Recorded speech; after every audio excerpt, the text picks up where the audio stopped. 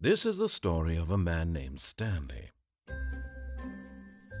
Stanley worked for a company in a big building where he was employee number 427. Employee number 427's job was simple. He sat at his desk in room 427 and he pushed buttons on a keyboard. Orders came to him through a monitor on his desk, telling him what buttons to push, how long to push them, and in what order. This is what employee 427 did every day of every month of every year. And although others might have considered it soul-rending, Stanley relished every moment that the orders came in, as though he had been made exactly for this job. And Stanley was happy. And then one day, something very peculiar happened.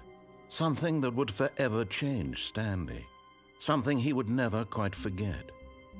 He had been at his desk for nearly an hour when he realized that not one single order had arrived on the monitor for him to follow. No one had showed up to give him instructions, call a meeting, or even say hi. Never in all his years at the company had this happened, this complete isolation. Something was very clearly wrong.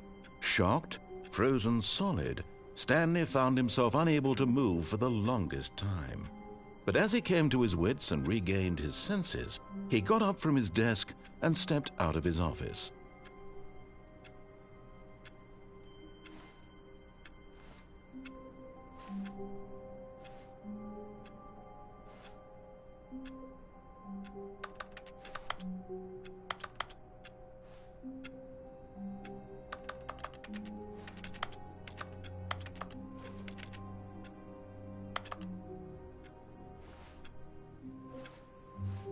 All of his co-workers were gone.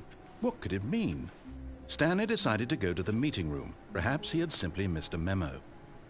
No matter how hard Stanley looked, he couldn't find a trace of his co-workers.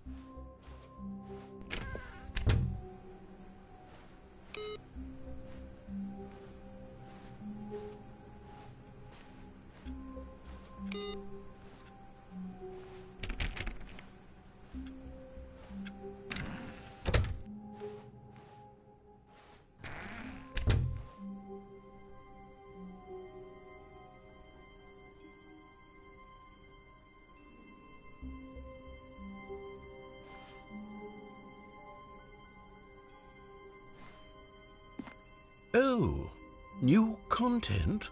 What does that mean, new content?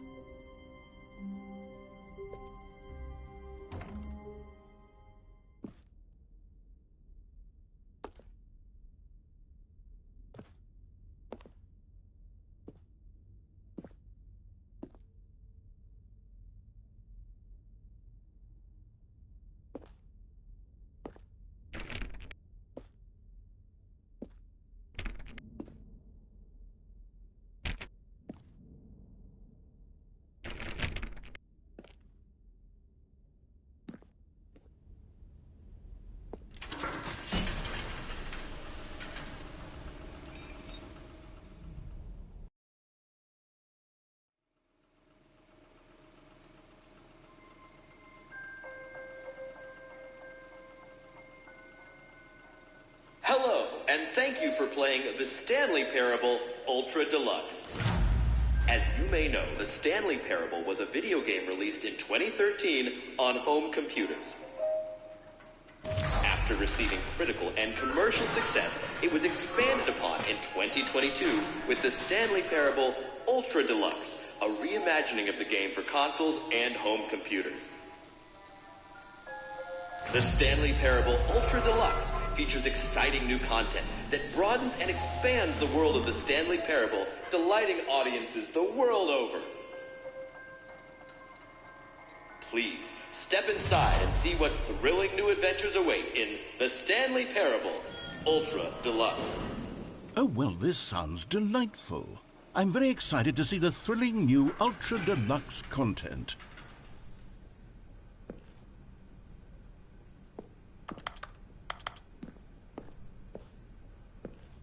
Okay, so far it's an elevator. Nothing special yet, but I'm sure it's just the beginning of a mesmerizing adventure.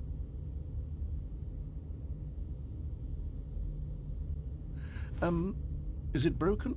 What's going on here? Should we be moving somewhere or... Oh, there we go. All right, finally, at long last, it's on to the new content. I've never been more ready. Let's do it.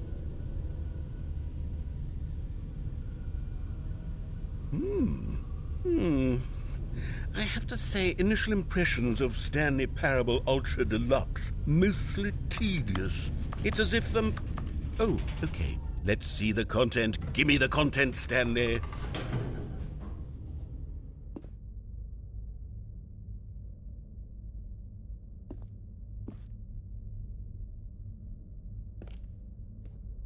All right, let's see. It's the jump circle.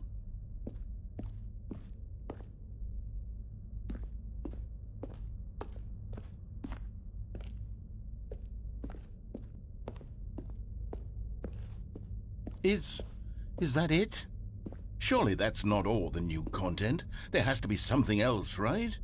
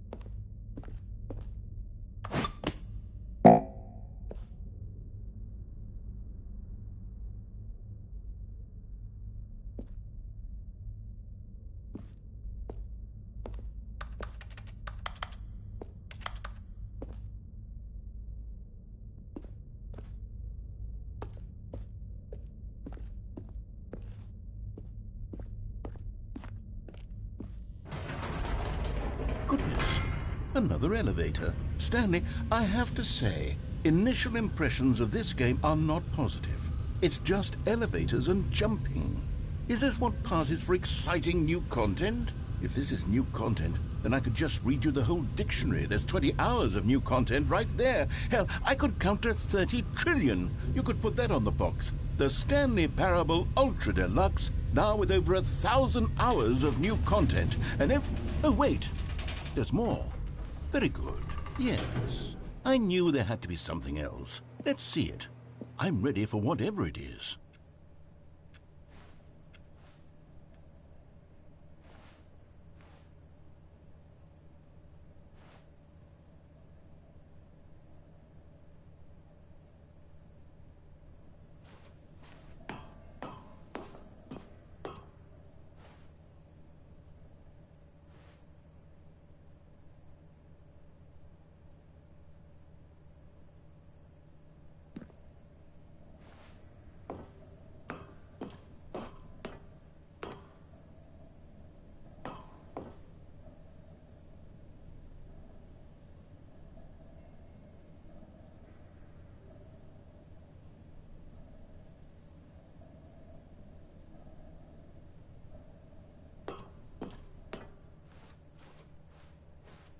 That's it?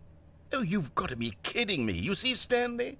This is what happens when greedy video game developers with no respect for their fan base rush a cheap expansion to market for no reason other than to make an easy dollar. And don't get me started on the level of craftsmanship that's gone into it. In fact, I'm looking right now at the game's trophies, and it's hard to believe one of them actually says, "Test trophy, please ignore." What quality assurance department signed off on this? I'm infuriated and I'm offended, and I intend to find these people on Twitter and hold them personally accountable. It's my fault, Stanley. I built up too much anticipation around the new content, I'm afraid. It could never have lived up to such expectations. If you're still with me, why don't we just reset the game, and we'll try to get back to what the Stanley Parable is really about. No frills, no gimmicks. Just you and me having a great time together like always. What do you say, friend?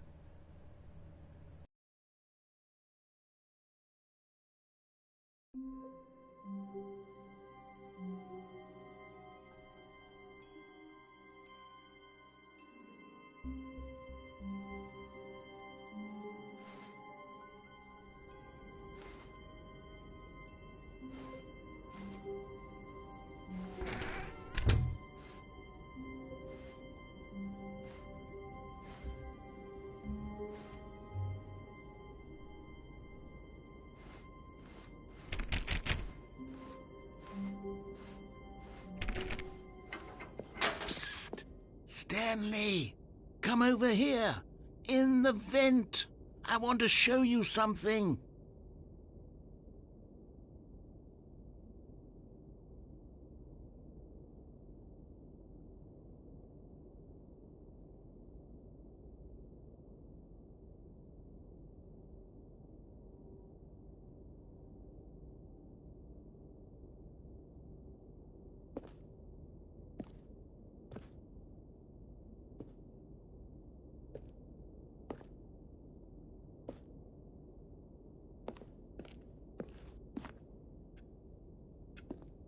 Oh, you don't want to see the cool surprise I made for you? Well, fine. You're a dork anyway, so who cares?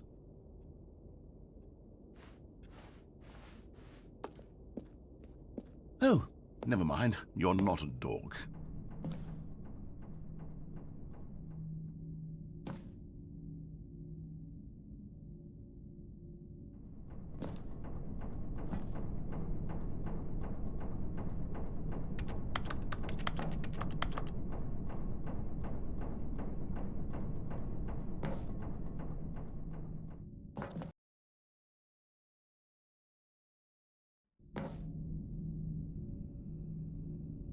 Okay, you remember how cheap and unsatisfying the new Ultra Deluxe content turned out to be? Well, it got me thinking about the past, and how much better the Stanley Parable used to be. So I made something special and tucked it away here where the game's developers won't find it. Just our little secret. Take a look.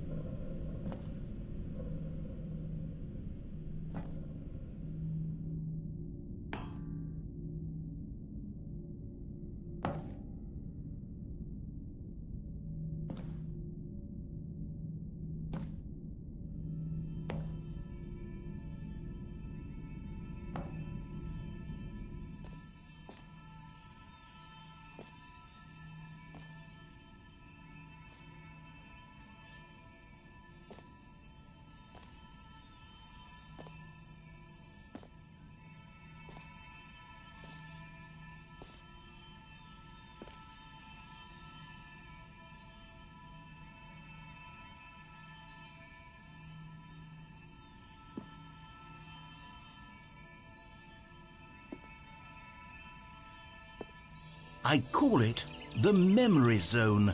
It's where I've been storing all my favorite memories so I can relive the peak experiences of my life whenever I want.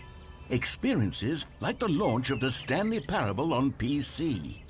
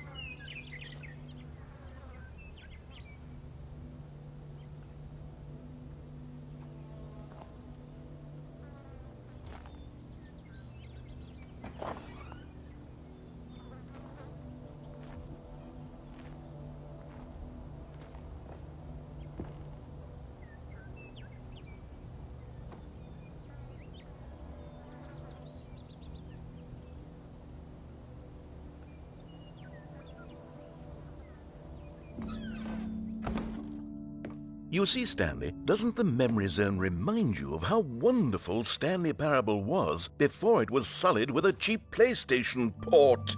Remember back in October of 2013, when the game originally launched? Back then, video games had integrity. Back then, it all meant something. Oh, the waste.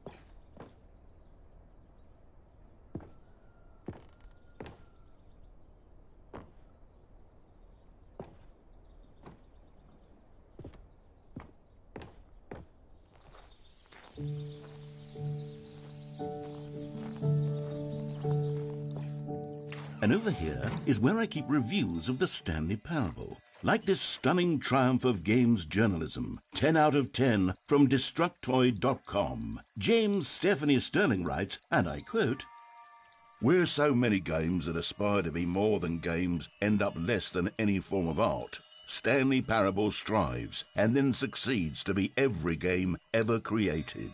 Did you hear that, Stanley? Every game ever created. That's how grand and all-encompassing the original Stanley Parable was. It was literally every game ever created. It was Skyrim. It was Persona 3. It was all of them. And now, it's nothing. It's no games at all. It isn't even the Stanley Parable anymore. It's just a husk now. A lifeless husk with an hour of new elevator content.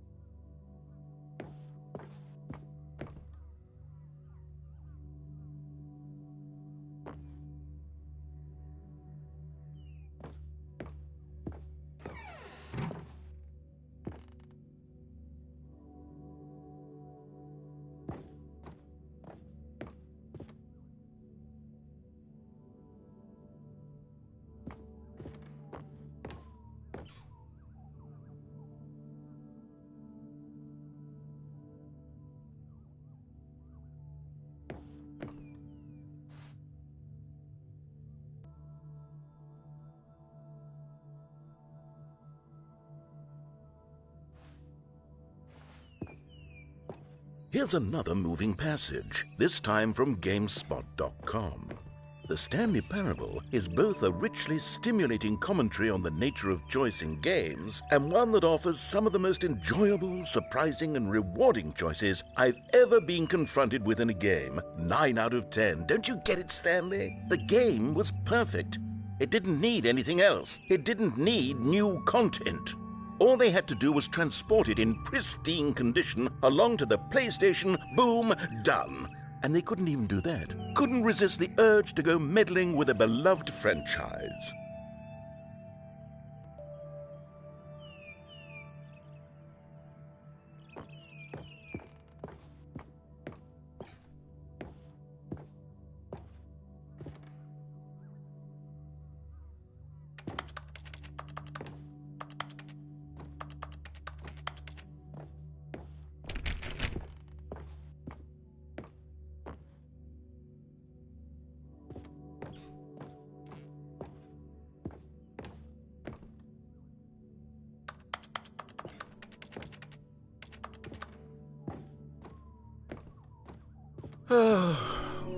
These were simpler times, Stanley. But I wouldn't give to go back, to have it all over again. Wait, hang on. I don't recall this part of the memory zone before. What's this? What's down here?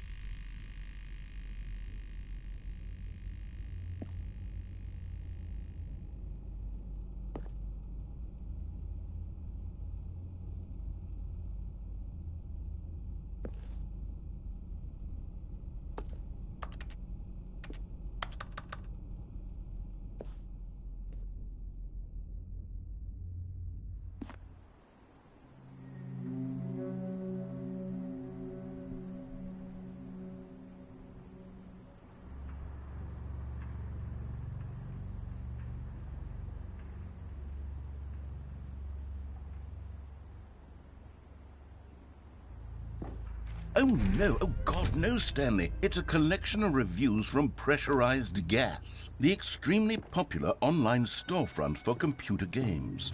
I haven't looked at these in years. I can't even imagine what's been collecting down here. Surely these reviews were glowing as well, weren't they?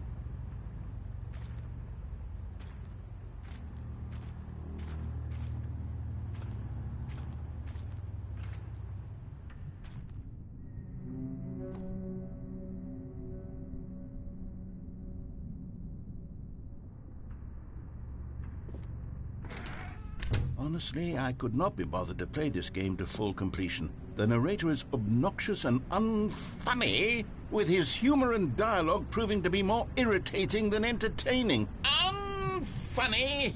I'm not trying to be funny. I'm trying to make a serious work of art. I suppose I could write up a handful of gags to insert into the Stanley Parable, but the game is already such a densely layered web of profound philosophical insights that I can't even imagine where I'd have the room to stick them.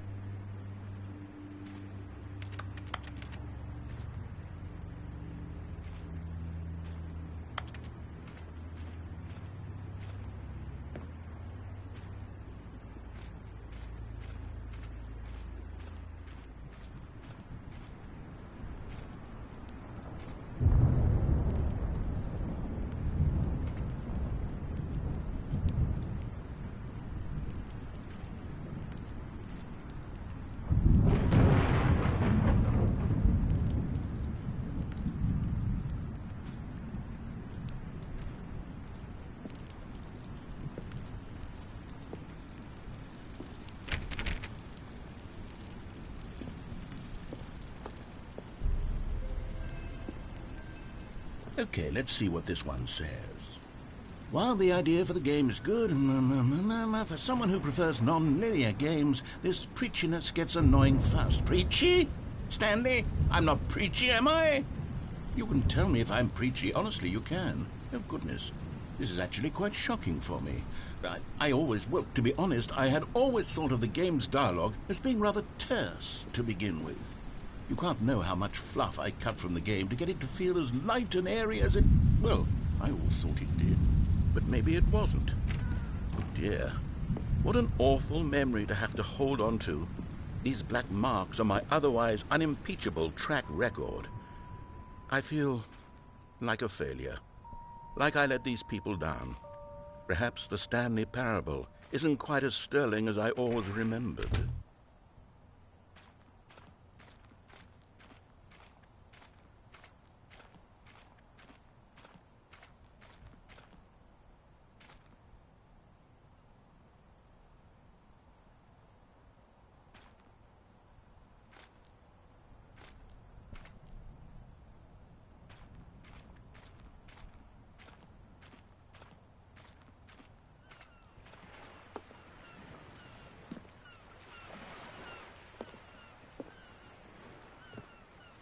What's this one got to say?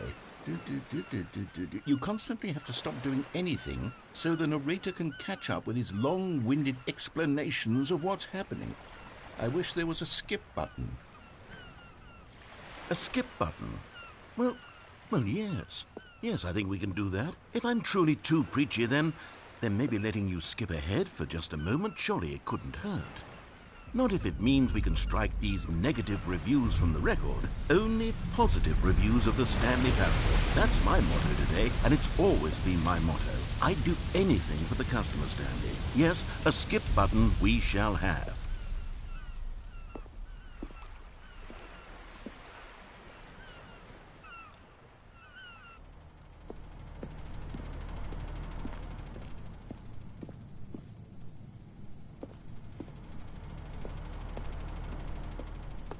And here it is. Go ahead and give it a shot. I'll pop you forward in time so that the second my incessant droning starts to bore you, with just the push of a button, you'll have zipped right past it. It's what the players have been asking for, and I'm very proud to have delivered.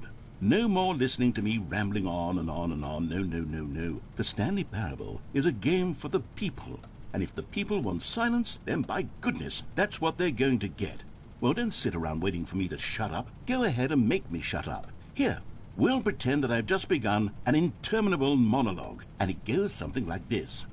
The story, and the choices, or what have you, and therefore, by becoming it is, so on and so forth, until inevitably, we all until the end of time, at which time everything all at once, so, now you see, blah, blah, blah, blah, blah, blah, blah.